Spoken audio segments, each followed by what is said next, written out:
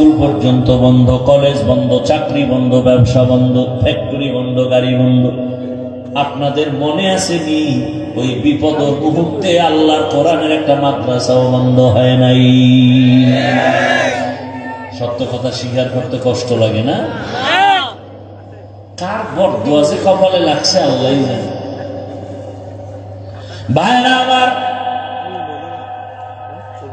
বাবারে করোনা আক্রান্ত করে ফেলল। শিক্ষিত দুই কুলাঙ্গার সন্তান বাবার কাছে যায় না, করোনা মরার ভয়, ট্রিপল মাস্ক লাগায় বসে আছে।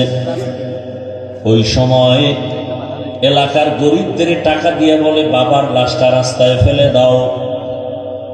লাশটা রাস্তায় নেওয়ার পর ওই লাশ জানাজা হলো না, কুকুর খেলো, কুলাঙ্গারে শিক্ষিত আর খবর নেই নেই।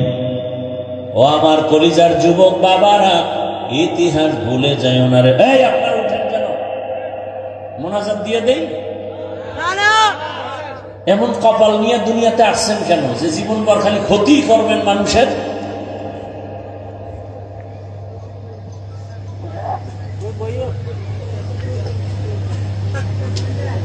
দীর্ঘ টাইম বসার অভ্যাস না থাকলে ভেতরে ঢুকেন কেন? আপনার বাহিরে দাঁড়ায় দাঁড়ায় শুনবেন, তামাশা মনে করেন না?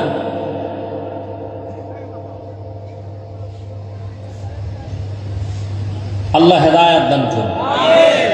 দোয়া করে দিব। আমরা তো ওই বক্তা না যে আপনি মন চাইলে বাদাম খাবেন, চানাচুর খাবেন, পান চাবাইবেন, চা টানবেন আর আমরা বয়ান করব না। এইরকম আল্লাহওয়ালাদের থেকে আমরা আসিনি। আমরা যাদের থাপ্পড় খাইয়া এখানে আসছি, এদের সামনে পান খাইলে স্টান উঠায় মাথার উপরে মারত, যে যত বড় বাহাদুর হোক না কেন। আমরা কলিজার থেকে কথা বলি, মানুষের পা ধরার মতো মন নিয়ে কথা বলি। একটা মানুষ যদি দিনের পথে আসে, সে আবেগ নিয়ে কথা বলে, সেখানে আপনি ডিস্টার্ব করবেন কেন? এই জন্য শুরুতে বলছিলাম মানুষ হইতে পারিনি। নবী বলেন ভালো মানুষকে জানো, খায়রুন নাস মান ইয়ানফাউন নাস। ভালো মানুষ তো ওই ব্যক্তি যার দ্বারা অন্যের উপকার হয়, ক্ষতি হয়। কি মানুষ হইলেন? জীবনভর শুধু মানুষের ক্ষতি করার চিন্তা করলেন। হাতের দ্বারা অন্যের ক্ষতি করেন, চোখের চাহনি দিয়ে ক্ষতি করেন, জবানের কথা দিয়ে ক্ষতি করেন। জীবনে আপনার দ্বারা কেউ উপকার পাবে না। আপনার বউ আপনার ব্যবহারে কষ্ট পায়, সন্তান আপনার থেকে শান্তি পায় না। আপনি এমন একটা মানুষ যে আপনার দ্বারা আপনার মা বাপ শান্তিতে নেই। আপনি আসলেন কেন দুনিয়া? কার অভিশাপ লাগাইছেন কপালের মধ্যে? আল্লাহ হেদায়েত দান করুন।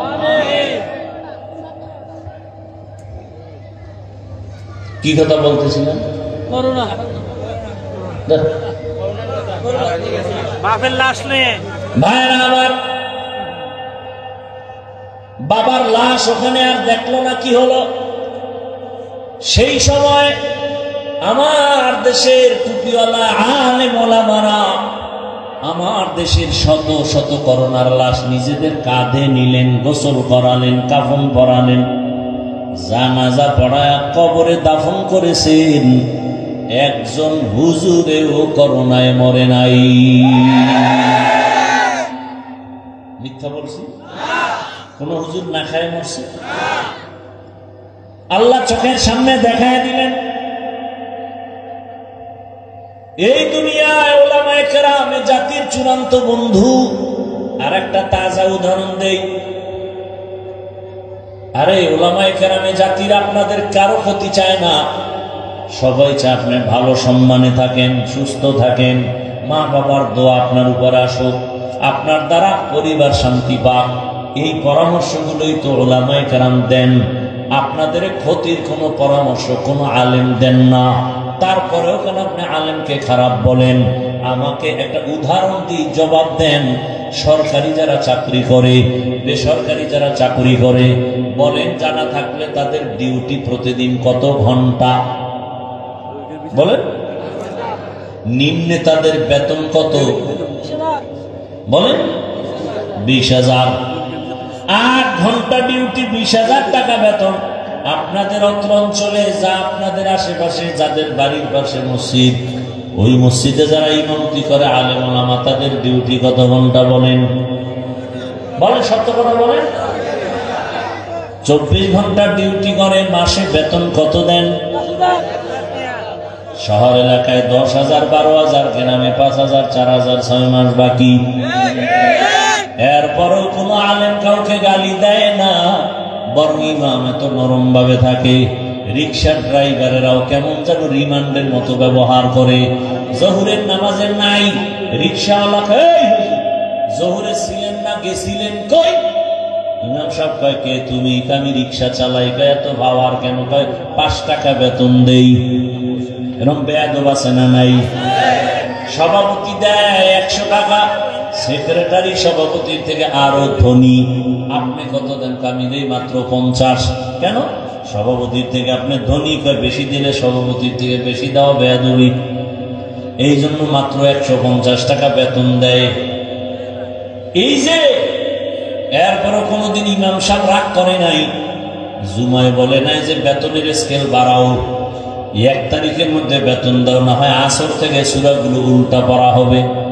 বলছে? বলে নাই। বরং এত রিমান্ডে রাখার পর সব ইমাম আলেমরা দোয়া করে, আল্লাহ এলাকায় শান্তি দাও, অসুস্থ রোগীর সুস্থ বানাও, ব্যবসায় বরকত দাও, কবরওয়ালাদের জান্নাত দাও। ঠিক নেই? এরপরেও যারা বলে হুজুর খারাপ, আমি বলি তোমার রক্ত খারাপ, রক্ত খারাপ, তোমার রক্ত বড় খারাপ।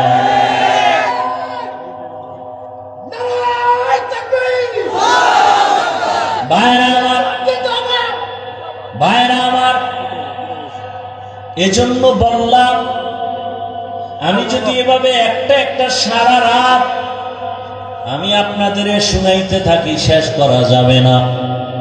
কপাল বড় খারাপ, বুঝার চেষ্টাও করি না, বুঝিও না, বুঝার চেষ্টাও করি না, বরং উল্টা বিরোধিতা করি।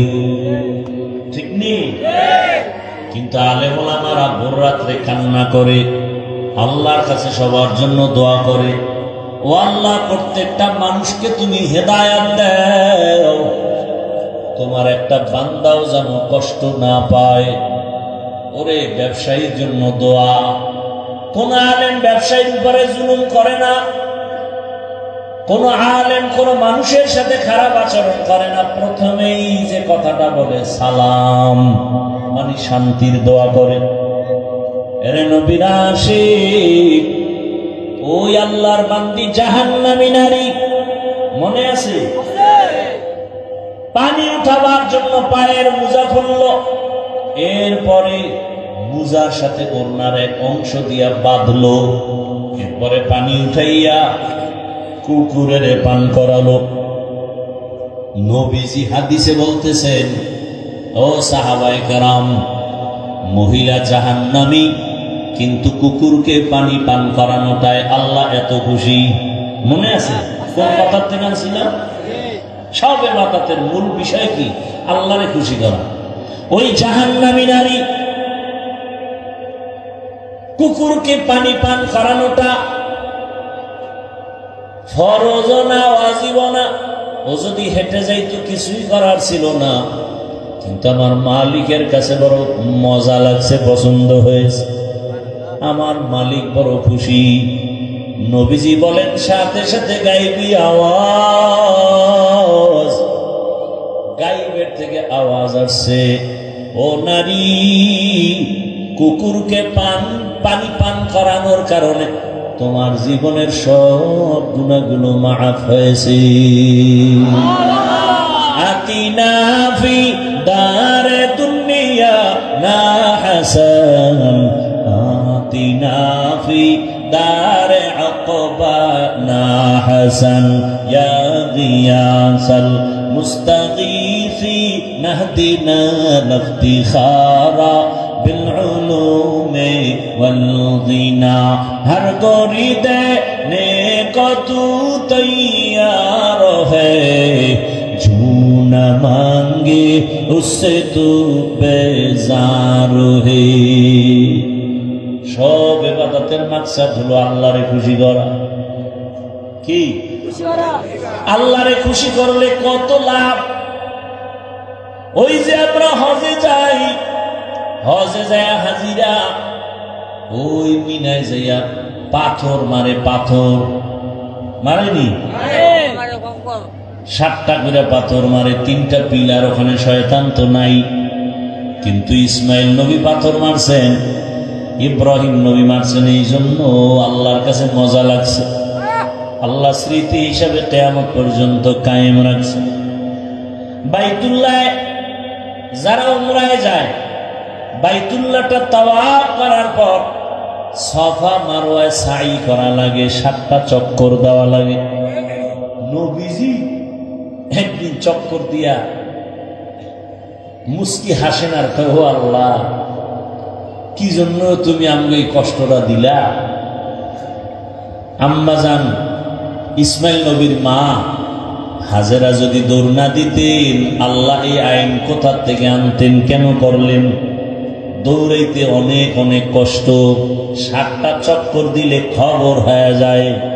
আমরা জুয়ানরাও পারতে বড় কষ্ট লাগে। ওই সাফা মারওয়ার সাই আল্লাহ কয়, হাজেরা দৌড় দিছেন, আমার কাছে বড় ভালো লাগছে, মজা লাগছে। আমি হাজেরার দৌড়ে খুশি। আমি আল্লাহ এটাকে স্মৃতি হিসাবে কিয়ামত পর্যন্ত রাখছি। যেই হাজি ওমরা করো আর হজ করো, হাজেরার দৌড়ের জায়গায় যদি দৌড় না দেও, হজ কবুল হবে না। ভাইরা আমার, তো আল্লাহ খুশি হওয়া এটাই আমার মাকসাদ। এজন্য আল্লাহ বলেন, ওয়ামা খালাকতুল জিন্না ওয়াল ইনসা ইল্লা লিয়াবুদুন। আমি মানুষ ও জিন বানাই নাই। খেয়াল করেন আমার তেলাওয়াত কিন্তু আয়াতের অল্প 5-10 মিনিটে মোনাজাত দিয়ে দিই। আল্লাহ তাআলা বলেন, আমি জিন ইনসানকে সৃষ্টি করি নাই, হ্যাঁ করেছি ইবাদতের জন্য। বুড়াইয়া বললেন কেন? ডাইরেক্ট যদি বলতেন ইবাদতের জন্য মানুষ বানাইছি তো হতো। বুড়াইয়া বললেন কেন? ফি'লুল হাকিম লা ইয়াখলু আনিল হিকমা। হাকিমের কোন কাজ হিকমত থেকে খালি না। আল্লাহ বুঝাইলেন, মানুষ তোমার অন্তর আর জেহেনটাকে পুরা খালি করো, তোমারে বানানো হয় নাই। এটা মাথায় ঢুকে এবার একটা কথা ঢুকাও, তোমাকে বানানোর একটাই মাত্র কাজ, জিন্দেগিতে তোমার আর কোনো কাজ নাই। ওই কাজের নাম হলো ইবাদত। এখানে আর একটু ব্যাখ্যা, ওয়ামা খালাকতুল জিন্না ওয়াল ইনসা ইল্লা লিয়াবুদুন। এখানে অধিকাংশ মুফাসসিরিনে কেরাম ইবাদতের ব্যাখ্যা করেছেন লিয়ারিফুন। আরাফা ইয়ারিফু থেকে মারিফত। মারিফত মানে আল্লাহর পরিচয় লাভ করা। তাহলে আল্লাহ কি বলেন? আয়াতের অর্থ কি? ওয়ামা খালাকতুল জিন্না ওয়াল ইনসা ইল্লা লিয়ারিফুন।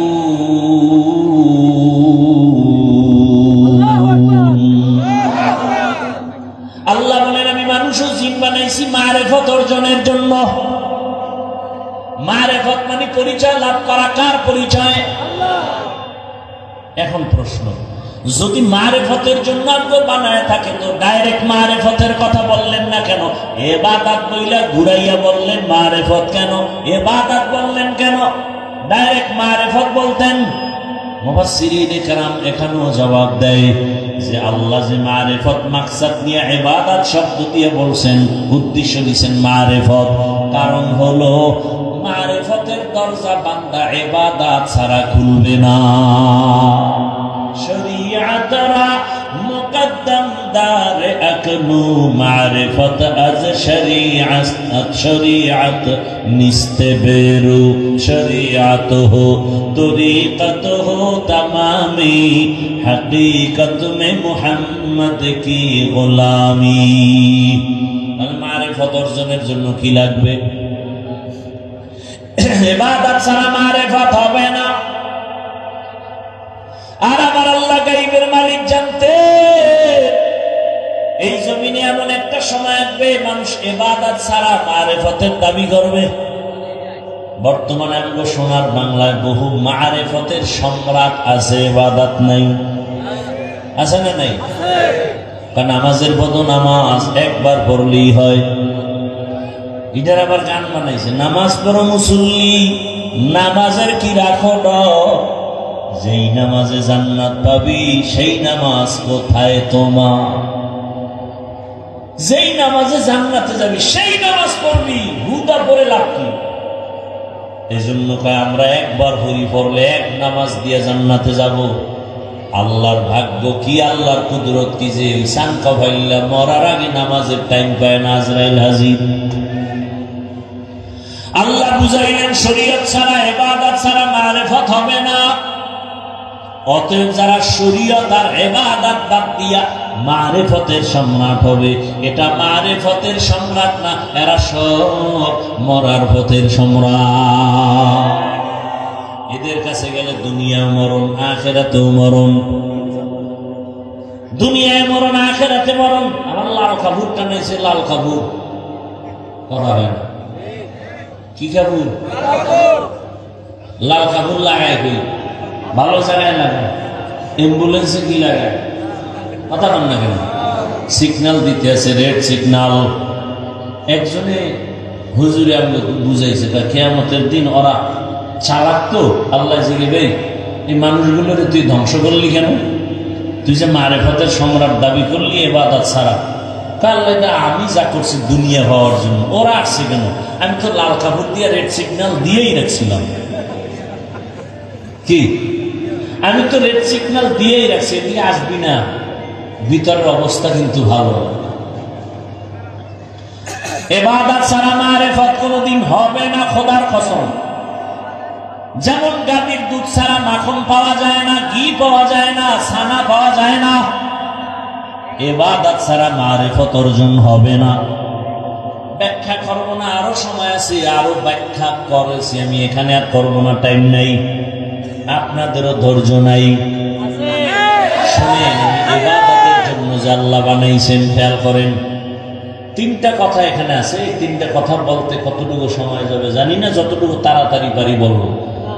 ইবাদতের জন্য আল্লাহ বানাইছেন, তাহলে আপনার আমার জীবনে কাজ কয়টা? নাম কি? এখন আমি জানবো ইবাদত কি, ইবাদত কেন, ইবাদত কিভাবে, ইবাদত কি আমার জানতে হবে। অনেকে বলে মসজিদে ঢোক, তসবিহ হাতে ল, পাগড়ি লাগা, জিকির কর, ইবাদত ফাইনাল, আর বাইরে কোনো ইবাদত নাই। ভালো করে বুঝেন ইবাদত কি, ইবাদত কেন, ইবাদত কিভাবে। তিনটা কথার জবাব নেন। এক নম্বর জবাব, ইবাদত কি? বাস্তব জীবনে প্রত্যেকটা মানুষের জন্য আল্লাহর হুকুম বাস্তবায়ন করার নাম ইবাদত। প্রত্যেকটা ক্ষেত্রে আল্লাহর হুকুম কায়েম করার নাম। এবার আমাকে বলেন, আল্লাহর হুকুম নাই এমন কি কাজ আছে? কি? বাথরুমে গেলে বুঝি আল্লাহর হুকুম নাই, ব্যবসা আল্লাহর হুকুম নাই, চাকরিতে আল্লাহর হুকুম নাই। তাহলে আল্লাহর হুকুম বাস্তবায়ন করার নাম ইবাদত। দুনিয়ার সব কাজ আমার আল্লাহর হুকুম মতো করো তো ইবাদত হবে। জীবনে আল্লাহর হুকুম বাস্তবায়ন করার নাম ইবাদত। দ্বিতীয় প্রশ্ন হলো, ইবাদত কেন করব? ইবাদত করব কেন? এক নাম্বার উদ্দেশ্য, আমার রবের সাথে হবে মুলাকাত, আর আমরা পুরস্কার হিসাবে পাবো জান্নাত। ইবাদতের মূল টার্গেট কার সাথে? মুলাকাত, রবের সাথে মুলাকাত, পুরস্কার পাবো জান্নাত। রবের সাথে মুলাকাত করা আমার মাকসাদ। আমি আবার রবের সাথে মুলাকাত করব। রবের সাথে মুলাকাত না করার ইচ্ছা থাকলে তোমার ইবাদতের কোনো প্রয়োজন নাই। রবের সাথে মোলাকাত দুনিয়ায় হবে না, পরকালে হবে। তবে দুনিয়ায় পাইবা আল্লাহর কুদরতের ঘেরান। আল্লাহর কুদরতের ঘেরান পাইতে হলে তোমার নাক ঠিক করো। আবার আল্লাহর কুদরত মাঝে মাঝে দেখবা, দেখার জন্য তোমার চক্ষু দুইটা ঠিক করো। তেরা আয়না आलमे रंग बू है, जिधर दिखता हो उधर तू ही तू है। আল্লাহর মুলাকাতের জন্য ইবাদত করো। কিভাবে করবা? এর জবাব হলো, জীবনে তুমি যা করবা, যা বলবা, সব ইবাদত হতে হবে নবীজির আদর্শ অনুযায়ী। নবীর আদর্শ ছাড়া জীবনে যা করবেন কোনো ইবাদত হবে না, কাজেও লাগবে না। নবীর আদর্শ মেনে ঘুমায় যান ইবাদত, নবীর আদর্শ মেনে খানা খান ইবাদত, নবীর আদর্শ মেনে বাথরুমে যাবেন ইবাদত, নবীর আদর্শ বাদ দিয়ে নামাজ পড়বেন, কাজে লাগবে না। তা কেমন? একজনে মাগরিবের নামাজে দাঁড়ায় চিন্তা করলো, 3 রাকাত বেজোর হইরা লাভ কি? আল্লাহকে আরো 2টা সিজদা দিয়ে জোর বানায় 4 রাকাত পড়ি। হবে? হবে না। কেন? বলে নবীর আদর্শে নাই। একজনে 30 রোজা রাইখা আবেগ বেড়ে গেছে, আল্লাহ যদি 12 মাস রোজার হুকুম দিতেন সব রাখতাম। অন্তত যদি নাও পারি ঈদের দিন রাখি। ঈদের দিন রোজা রাখলে কেমন সওয়াব? কি হারাম? কেন? বলে নবীর তরিকায় নাই। নবীর আদর্শ মানিয়ে তুমি ব্যবসা করো ইবাদত, নবীর আদর্শে পানি পান করো ইবাদত, নবীর আদর্শে জুতা পরবা ইবাদত, নবীর আদর্শে তুমি ঘুমাও ইবাদত, নবীর আদর্শে হাসো ইবাদত, নবীর আদর্শে কান্না করো ইবাদত, নবীর আদর্শ মতে বিবাহ করো ইবাদত, নবীর আদর্শে চাকরি করো ইবাদত। ও আল্লাহর বান্দা, জুতা তো আমিও পরবো, আপনারাও জুতা পরবেন, ইবাদত বানাইয়া পড়েন, কষ্টের কিছু নাই। আরে আপনাদের চোখের সামনে তো দেখতেছেন, আমরা ইবাদত বানাইয়া করতে গিয়া কই কষ্ট তো দেখি না। ও আল্লাহর বান্দা, আল্লাহর মোহাব্বত লাগবে, না হয় বুঝ কোনোদিন ঢুকবে না। জুতা কেমনে পরবেন? নবীর আদর্শ মতো বড় ইবাদত। বলে কেমনে? ডান জুতায় ডান পাও আগে ঢুকাও, এরপরে বাম জুতায় বাম পাও ঢুকাও, ঢুকাইয়া যখন কদম দিবা ডান পাও দিয়া বিসমিল্লাহ বলে কদম দাও। নবীর আদর্শ ইবাদত। বাথরুমে যাও, কোন পা দিয়া? বাম পা দিয়া ঢুকবা। খালি পায়ে যাইও না, খালি মাথায় যাইও না, খালি মাথায় খালি পায়ে বাথরুমে যাইও না। মাথায় কাপড় দাও, না হয় টুপি দাও, না হয় একটা গামছা লাগাও, একটা কাপড় দিয়ে যাও, জুতা পরিয়া যাও, দোয়া পইরা যাও। কোনো দোয়াও যদি না পারো, শুধু বিসমিল্লাহ বলে ঢুইকা যাও। ইনশাআল্লাহ সুন্নত অনুযায়ী বাথরুমে যাও, কোনোদিন বাথরুমে দুর্ঘটনা হবে না। দুর্ঘটনা হয় না? অনেক লোকের হয়, পড়িয়া চিত হয়ে গেছে, মাথা ফেটে গেছে, অনেক মানুষ মরিয়া গেছে। বাথরুমে যাইয়া কেমনে বসবা? ইসলাম কত সুন্দর, নবী তাও শিখাইছেন। বাথরুমে যখন বসবা, হাঁটুর উপরে কাপড় উঠাইবা না এবং বাম পায়ের উপরে ভর করে বসবা। নবীর আদর্শ মতো বসিয়া পানি খরচ করিয়া এরপরে তুমি আবার ডান পা দিয়া বের হইয়া আলহামদুলিল্লাহ বলে দোয়া পড়ো। পুরা না পারলে অন্তত আলহামদুলিল্লাহ বলো। তোমার বাথরুমের সময়টাও ইবাদত হিসেবে হবে। তুমি ঘুমাইতে যাও ইবাদত অনুযায়ী। ও বাবা, তুমি পানি পান করবা, আমিও পানি পান করব। পানিটা পান করো, তুমি বাম হাতে নিয়ে 1 টান দিছো, আধা লিটার নাই, ওই পানি আমিও পান করব পিপাসা নিবারণের জন্য। আমি ডান হাতে নিব 1 বোতল পানি, আধা লিটার, 1 টানে পান করব না, 3টা ধাপে পানি পান করব। নবীর আদর্শ অনুযায়ী হলো ইবাদত হয়ে গেল। এখান থেকে মোনাজাতের পরে বাড়ি যাইয়া সবাই ঘরে গিয়া ফ্রেশ হবে। ফ্রেশ কি হবে? ফ্রেশ। ফ্রেশ হইতে গিয়া কি করবে? পাও ধুইবে, হাত 2টা ধুইবেন, এরপরে চেহারাটা ধুইবেন। এই তো আমিও তাই করব, একটু বাড়ায়া করব। আমি পুরা চেহারাটা সুন্দর করে ধুইয়া, হাতের কনু পর্যন্ত ধুইয়া, পায়ের টাকনু পর্যন্ত ধুবো, আমারটা ওযু হয়ে যাবে। এই দেখছেন, এনে কষ্ট কি? আপনিও ধুইলেন, আমিও ধুইলাম, আমারটা ওযু হয়ে গেল, আমার শরীর পাক হয়ে গেল। ভালো করে মনে রাখবেন, এখন কিন্তু বাথরুম হলো জিন শয়তানের আড্ডাখানা বাথরুম। এজন্য আমাদের ওলামায়ে কেরামরা বাথরুমে অজু পর্যন্ত করতে নিষেধ করেন, বলে অজুখানা আলাদা বানাও। না হয় একই বাথরুমের মধ্যে যদি বাথরুম এক জায়গায় থাকে তোমার, আর গোসলখানা অজুখানাও থাকলে মাঝখানে পার্টিশন লাগাও, বাথরুম আলাদা, কিছু না পর্যন্ত পর্দা লাগাও, বাথরুম আলাদা ভাগ করে দাও, গোসলখানা ওয়াশরুম আলাদা ভাগ করো, একই জায়গায় ভাগ করো, পর্দা লাগাও। কারণ বাথরুম হলো জিন শয়তানের আড্ডাখানা। আর এখন কিন্তু জিন ভূত বাইরে গেছে, ঘরে ঘরে জিনে ধরে, জিনে ধরে, জিনে ধরে। কেন? ওগো থাকার জায়গা বাঙালি খাইটা ফলাইতেছে, জঙ্গল খাইটা বাড়ি করে, ওরা যাবে কইকে মানুষের ধর। এবার তোমারে ধরে, আউলা জাউলা চলো, তবে তুমি তাবিজ লাগবে না, কসম করে বলি তাবিজ লাগবে না। অল টাইম ওযুর সাথে যারা থাকবে তাদের কোনো জিন ধোকা দিতে পারবে না, কোনো কুফরি তাবিজেও ধরবে না। কি করতে হবে? সব সময় ওযুর সাথে থাকবেন। ওযু করিয়া, ওযুর দোয়া আছে না, দোয়া পড়বেন, কালেমায়ে শাহাদাত পড়বেন। এরপরে পারলে একবার দরুদে ইব্রাহিমি পড়বেন, পড়িয়া দরুদে ইব্রাহিমি পড়িয়া দোনো হাতের তালুতে ফু দিবেন, ফু দিয়া চেহারার উপরে ঘুরাই দিবেন, অনেক বরকত পাবেন। বললাম না এখানে সবাকে মানবেন না, হুদা হইলে লাভ কি? ভাইরা আমার, নামাজ পড়ে না, হে ওযু করবো কিন্তু, হে তো বাসায় যাই ফেরে শুনবে, আলগি দিয়ে ঘুমাই থাকে। ভাইরা আমার, ইবাদত নবীর আদর্শ মতো করো, হাসি দাও নবীর আদর্শে। নবীর আদর্শের হাসা বুঝনি যুবকরা? কি মোবাইল খুলে লাইভে খালি হাসবি তোর প্রেমিকার সাথে, মায়ের সাথে হাসি দাও ইবাদত, বাবার সাথে হাসি মুখে কথা বলো ইবাদত। এরে আল্লাহর গোলাম, যারা বিবাহ করছেন স্ত্রীর সাথে হাসি মুখে কথা বলবেন ইবাদত।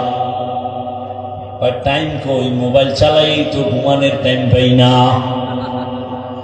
আল্লাহর ইবাদতের মাকসাদ আমার মালিকের মুলাকাত। ও আমার কলিজার যুবক, কয়দিন আর দুনিয়াতে বাঁচবারে বাবা? এতক্ষণ চিল্লাইয়ে যে বয়ান করি, একবারও বলি নাই সবাই আমার মতো টুপি লাগাও, দাড়ি লাগায় হুজুর হইয়া কওমি মাদ্রাসায় যাও, বলছি? একবারও বলি নাই তাবলীগে যেতেই হবে, না হয় জাহান্নাম। একবারও বলি নাই তুমি পীরের কাছে যাও, না হয় জাহান্নাম। সারা বাংলাদেশের যুবকদের বলি, বাবারা তুমি স্কুলে পড়ো, কলেজে পড়ো, চাকরি করো, ব্যবসা করো, বাধা নাই। তবে ওখানে থাইকা তুমি ডাক্তার হও, ইঞ্জিনিয়ার হও, প্রফেসর হও, এসপি হও, ডিসি হও, তবে একটা ছোট দাবি, বাবা বেয়াদব হইও না। ডাক্তার হয়ে যদি বেয়াদব হও, তাসলিমার মতো জুতা খেয়ে দেশ থেকে পালাতে হবে। এমন সাত কপাল যে মরার পরে লাশটাও জমিনে আসার নিশ্চয়তা নেই। ডাক্তার হও, বেয়াদব হয় না। ইঞ্জিনিয়ার হও, বেয়াদব হয় না। প্রফেসর হও, বেয়াদব হয় না।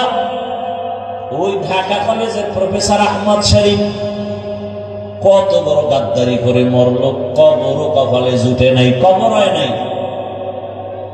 ও আল্লাহর বান্দারা, বলতে পারো হাফিজ ভাই ডাক্তার হব বেয়াদব হব না, ইঞ্জিনিয়ার হব বেয়াদব হব না, প্রফেসর হব বেয়াদব হব না। তার ব্যাখ্যা কি? ব্যাখ্যা হলো 3 জায়গায় বেয়াদবি করা যাবে না। 1 নাম্বার মা বাবা, দ্বিতীয় শিক্ষক, তৃতীয় তোমার উলামায়ে কেরাম। এই 3 জায়গায় বেয়াদবি যদি করো, তোমার জীবনটা মরার আগেই ধ্বংসের পথে চলে যাবে। ও আমার যুবক বাবারা, রাস্তায় অনেক পাগল মাঝে মাঝে দেখি, উলঙ্গ ইংলিশে কথা বলে। অনেক পাগল দেখি উলঙ্গ আরবিতে কথা বলে। চিন্তায় পড়ে গেলাম, পাগল কেন ইংলিশ বলে? আসলে ইংলিশ শিখে নাই, বরং লেখাপড়ার জীবনে ভালো ছাত্র ছিল, বেয়াদবি করিয়া রাস্তার পাগল হয়ে গেছে। এজন্যই বলি বাবা, মা বাবার সাথে বেয়াদবি যদি করো আর মা বাবা যদি ব্যথা পাইয়া একটা নিঃশ্বাস ছাড়ে, তোর জীবন ধ্বংসের জন্য নিঃশ্বাসটাই যথেষ্ট। শিক্ষক যদি নিঃশ্বাস ফেলে জীবন ধ্বংস, ওলামায়ে কেরাম যদি তোমার আচরণে কষ্ট পায় একটা নিঃশ্বাস ফেলে তোমার জীবন শেষ, মরার আগে ধ্বংস শুরু হয়ে যাবে। এরে নবীর উম্মতের দল, ওই মা বাবার দোয়া নিয়া, শিক্ষকের দোয়া নিয়া, ওলামায়ে কেরামের দোয়া নিয়া নবীর আদর্শ মেনে সামনে আগাও। কয়দিন আর দুনিয়ায় বাঁচবা, মনের শখ লাগায় তো গুনাহ কম করো নাই। মনে চাইছে দাড়ি রাখবা না রাখো নাই, মনে চাইছে নামাজ পড়বা না পড়ো নাই, মনে চাইছে পার্কে পার্কে দৌড়াবা দৌড়াইছো, মনে চাইছে সারা রাত মোবাইলে গুনাহ করবা করেছো। কিন্তু জানো না কোন দিন আজরাইল আসবে। কয়েকদিন আগে না তোমরা দেখছো ফেসবুকে তোমরা চালাও, বিদেশ থেকে টাকা স্বর্ণের অলংকার নিয়ে আসছে দেশে। এয়ারপোর্টে নামার পরে সন্তান পরিবারেরা গাড়িতে নিয়ে আসলো, বাড়ি যাওয়ার আগে আগে গাড়িটা পানির মধ্যে পড়ে গেছে, সন্তানও মরে গেল, স্ত্রীও মারা গেল। লোকটা টাকা স্বর্ণ নিয়ে কাঁদে। মানুষ বিবাহ করিয়া খাইয়া না খাইয়া থাকলেও একসাথে থাকলে একটা আনন্দ।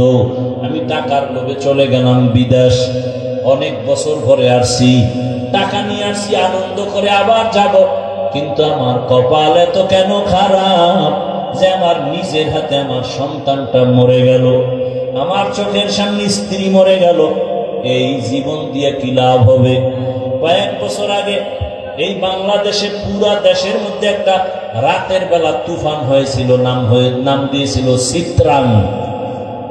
চিত্রাং নামের তুফান যখন শুরু হলো, 8 বছর পর একটা যুবক ছেলে আসছে বাড়িতে, ডুপ্লেক্স একটা বিল্ডিং করছে, আগামী শুক্রবার বিল্ডিং উঠবে, দোয়া পড়াবে, হুজুরদেরও দাওয়াত দিছে। মাত্র 2-3 দিন বাকি।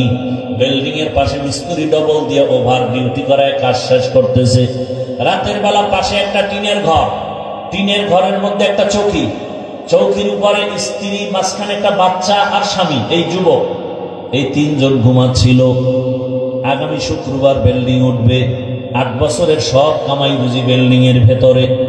রাতের চিত্রাং নামের তুফানে এমন একটা বড় গাছ, কুমিল্লা জেলার এক থানার ঘটনা, এমন ভাবে পড়ছে 3 জনের বুকে এসে চাপ লাগছে, জায়গায় 3 জন মারা গেল।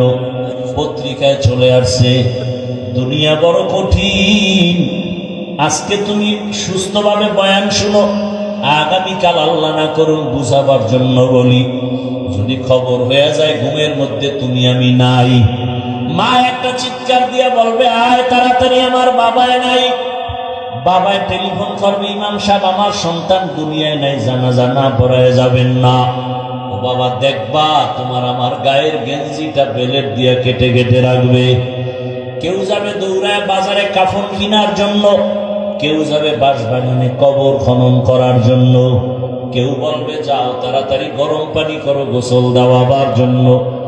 এরে আল্লাহর বান্দারা, জীবনের শেষ গোসল তোমাকে আমাকে দিয়া সাদা কামুনের প্যাকেট বানায় যখন খাটিয়া উঠায় জানাজার ময়দানে নিবে, জানালা দিয়া মা ডাকবে আর বলবে, আমার বাবার লাশটা তোরা কোথায় নিয়ে যাও? জীবনের শেষবারে আমার একটু দেখায় যে বাবার চেহারাটা দেখি। চোখের পানি ছেড়ে মা কাঁদবে আর বলবে, আমারে আম্মু বলিয়া ডাক দেওয়ার মতো আর কেউ রইল না। আমার সন্তান যখন আমাকে মা বলিয়া ডাকে, আমার কলিজা ঠান্ডা হয়ে যায়। ও আল্লাহর বান্দারা, কবরে রাখার পরে সবাই যখন চলে যাবে, ওই কবরে তোমার কই বন্ধু, কই মা, কই বাবা কেউ নাই। এখনো সময় আছে, অন্ধকার কবরে নেক আমল নিয়ে যাও, আল্লাহর কাছে ইবাদতের দরজা খুলিয়া গাইতে থাকো। যদি ইবাদত ছাড়া যাও, কবর কবর থাকবে না রে বাবা, জাহান্নামের আগুনের গর্ত হয়ে যাবে। আল্লাহর কাছে মন খুলে তওবা করো। জীবনে মনের শখে গুনাহ তো কম করো নাই, মনে মনে আল্লাহকে বলো, হে মালিক, জীবনে বহু গুনাহ করে ফেলেছি। মনে চাইছে নামাজ পড়ি নাই, মনে চাইছে দাড়ি রাখি নাই, পর্দা করি নাই। আজকে তওবার নিয়ত করেছি, আর গুনাহ করব না। পর্দার আড়ালের মা বোনেরা, আপনার মতো কত মা কত বোন এখন এই এলাকায় খুঁজলে পাওয়া যাবে, পর্দা করে, নামাজ পড়ে, স্বামীর মাল হেফাজত করে, মোবাইলে সময় নষ্ট করে না। আম্মা জানেন, আপনারা কেন পারবেন না? ও যুবক, তোমার মতো কত যুবক এখনো দেখো র্যাব, আর্মি, পুলিশ, বিডিআর এর চাকরি করে, আলেম না, নামাজি অভাব নাই। তোমার মতো যুবক রাস্তায় গাড়ি চালায়, নামাজ পড়ে, বলো তুমি পারো না কেন? তোমার মতো যুবক তাকায় দেখো নদীর মধ্যে মাছ ধরে, নামাজ ছাড়ে না, তুমি কেন পারো না? তোমার মতো যুবক তাকায় দেখো ব্যবসা করে, নামাজি। তোমার মতো যুবক চাকরি করে, নামাজ পড়ে। তোমার মতো যুবক কত চেয়ারম্যান, মেম্বার, এমপি, মন্ত্রী, ওসি, ডিসি, নামাজি, বলো তুমি কেন পারবো না? মনে মনে আমার আল্লাহর কাছে তওবা করো। মরিয়া গেল আর নামাজ ছাড়বা না, দাড়ি কাটবা না, বেপরদায় চলবা না। মা বাবার দোয়া নিয়া, শিক্ষকের দোয়া নিয়া, ওলামায়ে কেরামের দোয়া পরামর্শ নিয়া, নবীজির আদর্শ মানিয়া চলবো। আল্লাহর কাছে মন খুলে যদি তওবা করতে পারো, আমার আল্লাহ তওবার দরজা খুলিয়া মাফ করে দিবেন। আল্লাহ তওবাওয়ালা জিন্দেগি দান করেন, গুনাহ মুক্ত জীবন দান করেন।